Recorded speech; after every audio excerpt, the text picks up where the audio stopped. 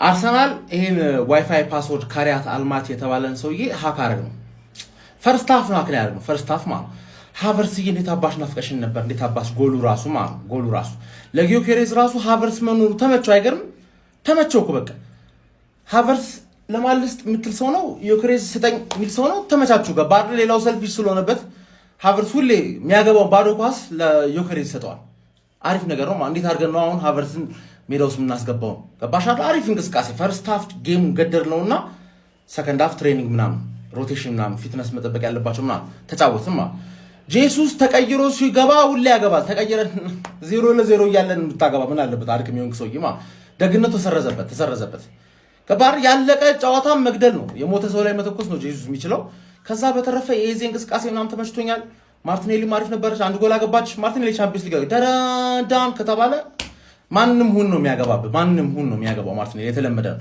አሁን ሊድዝ ላይ ይሄን ነገር ፈርስት ሃፍ ላይ ድገሙልን ባይ ነኝ። በቃ ፈርስት ሃፍ ላይ ሊድዝን ግደሉልን። ይሄ ነው ማየት ፈልገው ያርዘገናርስ ክለባችን አርሰናል ሻምፒዮንስ ሊግ በልተናል የሚለፈልፉ ክለቦችን ያልሰሩትን ሪከርድ ሰርቷል። እንግዲህ 8 ተከታታይ ጨዋታዎችን በሻምፒዮንስ ሊግ በማሸነፍ ብቸኛው ክለብ ሆኗል ማለት ነው።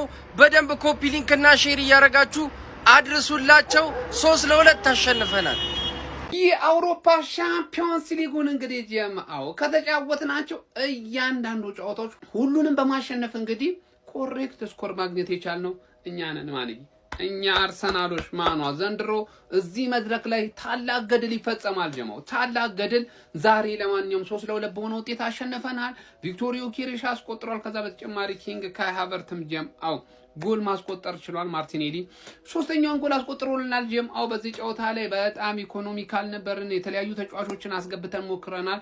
ኦሬዲ ዋናው ቡድናችንን አስቀምጠነው ነበር ጀምአው። ከዛ ውጪ ግን አርሰናላችን በአውሮፓ ሻምፒዮንስ ሊግ መድረክ ማለት ነው እጅግ አስፈሪ ቡድን መሆኑን አሁንም እንግዲህ ማሳየቱን ቀጥሏል ማለት ነው። በዚህ መድረክ ላይ ዘንድሮ እንደ ቀልድ አንፋታም ጀሙ እንደ ቀልድ መፋታት ብሎ ነገር አይኖርም። ታዲያ አንደኛ ሆነን በማጠናቀቃችን መቼስ የመልስ ጨዋታዎችን በሙሉ ከዚህ በኋላ የምናደርጋቸው ማለት ነው 4 ውስጥ እስኪገባ ድረስ በሜዳችን ነው የምናደርገው። መጀመሪያ ከሜዳችን ውጭ እንጫወታለን ማለት ነው። እጅግ ትልቅ አድቫንቴጅ ነው። ለማንኛውም እንኳን ደስ አላችሁ ጀምአው። ነቃ ደንገጥ በሉ። ከዚህ በኋላ በዚህ መድረክ ላይ ትልቅ ነገር ጠብቁ ነው። ይመቻችሁ። 3-2 አለቀ ቢባል ጨዋታ እሺ ማን ነው የሚያምነኝ? እግዚአብሔር ይሁንሽ ይስተካከላል እኮ ብለን እንመን። ማርያምን ማለቅ የነበረበት ጨዋታ ቢያንስ 6-0 7-0 7-1 ምናምን ማለቅ የነበረበት ጨዋታ ማለት ነው። ከ9 በላይ ቢግ ቻንስ ክሬት ማድረግ ይችላል። ግን ያስቆጠርነው 3 ጎል ነው። ከ25 በላይ ሹቶችን አድርገናል። ያስቆጠርነው 3 ጎል ልክ ቻንስ ክሬት ሲደረግ ጎል አናስቆጥርም ማለት ቪክቶር ጂ የመጀመሪያው አጋማሽ ላይ ብዙ ያመከናችሁ ድሎች አሉ። ጋብሪኤል ጄሱስም እንደዚሁ ማርቲኔሊ እና ማዱኬ ማለት ነው። በቃ ፋይናል ሰርድ ላይ በቃ ሁሌም እንደምናውቅ ምንም ኢፌክቲቭ አይደሉም ማለት ነው። እኔ ከዛ ውጭ ማለት ኤብሬቼዚ ከዚህ በኋላ ማለት ነው እኔ እግዚአብሔርን አርቴታ ከዚህ በላይ ድል ሊሰጠው ይገባል። በቃ ቤስት 11 ውስጥ መግባት ያለበት ተጫዋች በቃ ከሱ የተሻለ ቻንስ ክሬሽን ተጫዋች በዚህ ሰዓት ከረንትሊ የለንም። ካፒቴናችን እንደዛ አይደለም።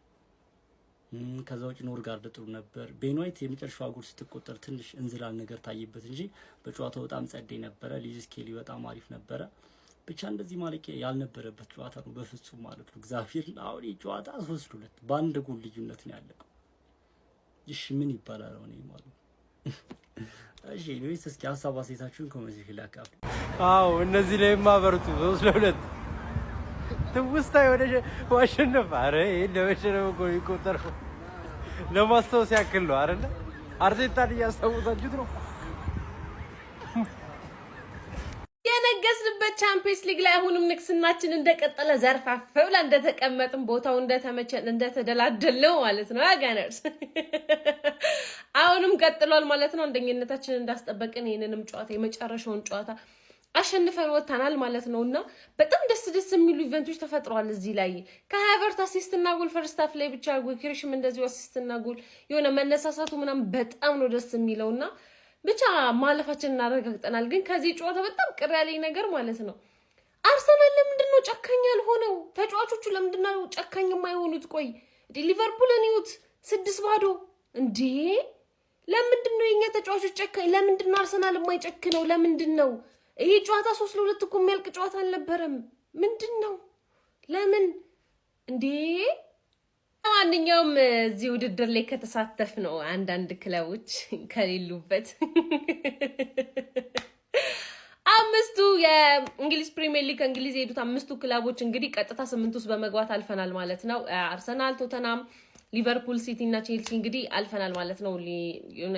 ኒውካስትል ደግሞ ያው አጣሪያ ውስጥ ገብታለች ማለት ነውና በጣም ደስ የሚል ነገር አለው። በዛ አርሰናል ይሄ ነገሩ ቅር ብሎኛል። በዛ ልክ ግን ደግሞ የነ ሃቨርት ማግባት የነ ጎኬሬሽ በጣም ቤስት ደስ ይላልና ትንሽ የሁዱን ነገር ያስረሳን ነገር ይመስላልና ጉዞ ወደ ቀጣይ በቻምፒየንስ ሊጉ ከ8 ጨዋታ 8ቱንም ያሸነፈው ብቸኛ ቡድን ማን ነው?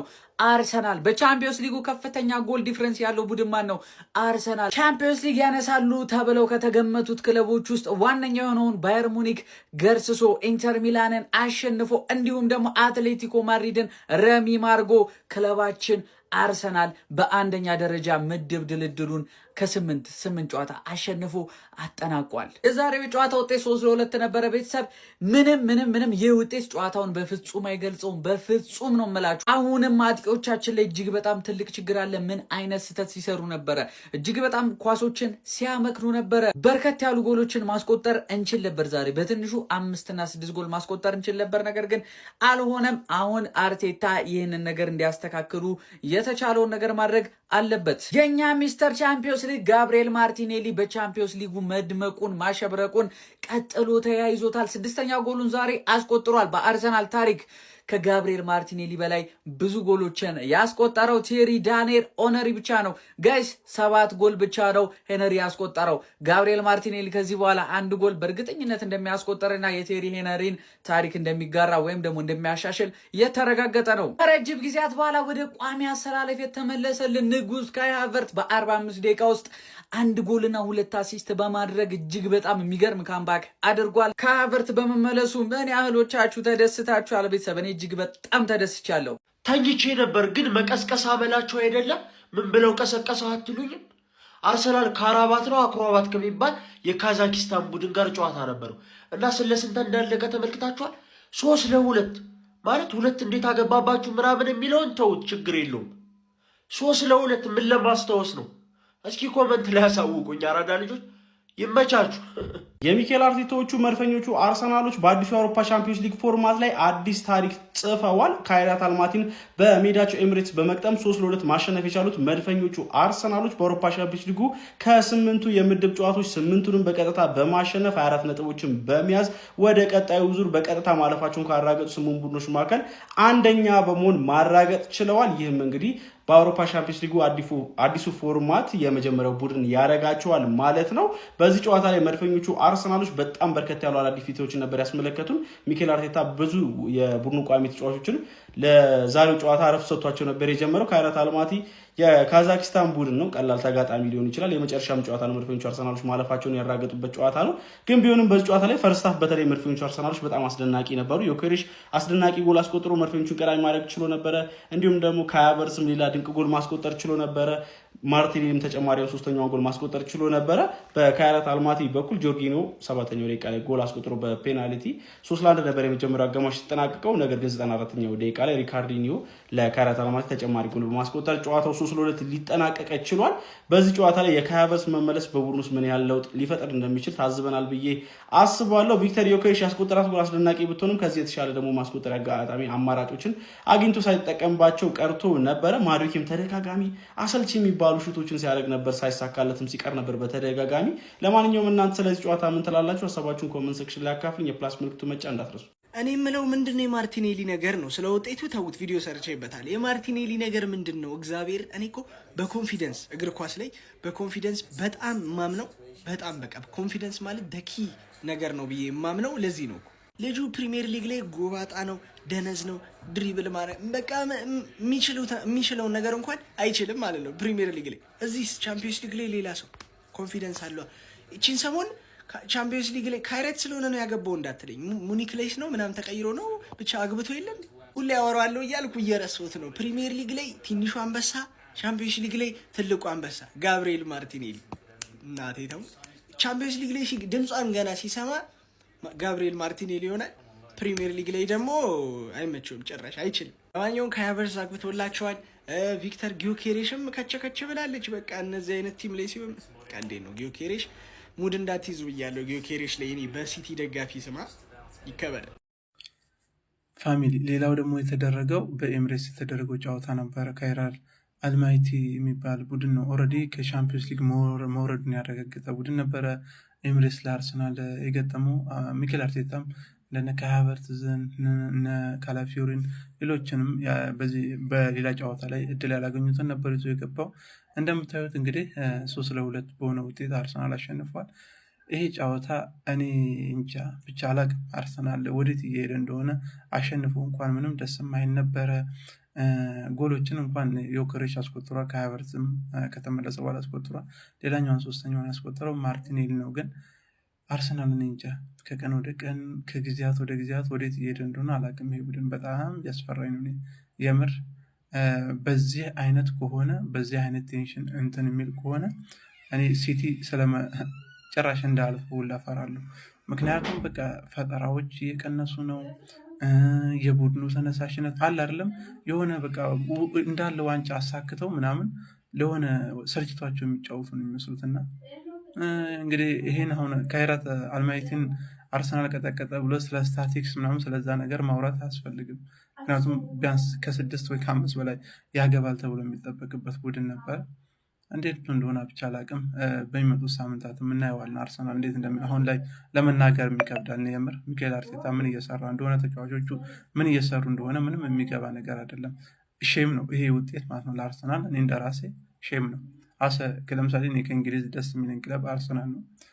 ባርሴሎና ፋን በሆንም አርሰናልን ደግፋለሁ። ግን እኔ ሚኬል አርቴታ ላይ እና አሁን ተጫዋቾች ላይ እያየሁ ያለሁት ከዛ ከኖቲንግሃም ፎረስት ጨዋታ ጀምሮ ምንም ደስ እያለኝ አይደለም። ብቻ እናያለን የሚመጡትን ሳምንታት። አርሰዬ ምን እሺ ነው እንዲህ ካይራትን ምናምን እኛ 5-0 ምናምን ስንጠብቅ ተጨንቀሽ 3-2 ታሸነፍሽ። እኔ እኮ የሚያዝናናኝ ነገር አላጣም። ምን ያርሰናል ላይ እሺ ጎሎቹስ ምንድነው? እኔ አላየሁም ግን ያየኝ ጋር ዛሬ ሴት ፒስ አለበት ወይ ኦንጎል አለ ፔናልቲ የለበትም። እሺ እንደምናየው ቪክተር ጊዮኬሬሽ ሁለተኛ ደቂቃ ላይ አግብቶ በቃ ፈጇቸው በቃ ስንትና ስንት ለባዶ ምናምን ብዬ 3-2 አሪፍ፣ በጣም አሪፍ ነው። በጣም አሪፍ። ቢያንስ አርሰናል ላይ ይሄ ውግም ያለው ይሄ የማይገባው ነገር ተፈቷል። ተፈቷል። ለማንኛውም የሚመቻቸው የዊን ዘ ዊን 8-8 ዊን አድርገውታል ማለት ነው። ሂስትሪ በእርግጥ 7 ሲያሸንፉ ነው እንደዛ እንትን ያደረጉት። ለማንኛውም የሚመቻችሁ ቀጣይ ከሊድስ አዌ ነው የምትጫወቱት። እንደዚህ ተብሎ ይመጣልሻል። አርሰናል አሸንፏል። ማን እንዴት ነው ሜዳችን ላይ ካይርናን የሚባል ክለብ ሁለት የሚያገባብን? ካይራት ምናምን የተባለ ካይ ሃቨርትዝ እኮ የሚባል ክለብ ነው ሁለት ያገባብን ዛሬ። ማን ምንድን ነው የተፈጠረው? ዝም ብሎ መንገደኞች ሰብስበው እኮ ነው ያመጡት። ኳስ ተጫዋች ምናምን የላቸውም እኮ እነዚህ መንገደኞች ምናምን ዝም ብሎ ኑ ምናምን ተጠራርተው እኮ ነው መጥተው እኮ ሁለት ያገቡብን። ምንድን ነው የተፈጠረብን ያለው? ሃቨርትዝ ግን ምን አይነት ጨዋታ ነው? ይኸውላችሁ በደንብ ነው ትሬን ያደረግንበት። ይህንን ጨዋታ በደንብ ነው ትሬን ያደረግንበት። እኔ እንደውም ሜንታሊቲያቸውን በደንብ ቢውልድ ያደረጉበታል። 6-7 ምናምን የምናገባ መስሎኝ ነበር ገና አንደኛው ደቂቃ ላይ ስንጀምር። ግን ምንድን ነው የምንሰራው? ማን ሃቨርትዝ ምን አይነት ጨዋታ ነው ዛሬ ጮቶ? 1 ጎል 2 አሲስት ማን ለማርቲኔሊም ለጊዮኬሬሽም በስማን ከጉዳት እንደተመለሰ ናፍቆን ነበር። ምን አይነት ጨዋታ ነው የሚጮተው?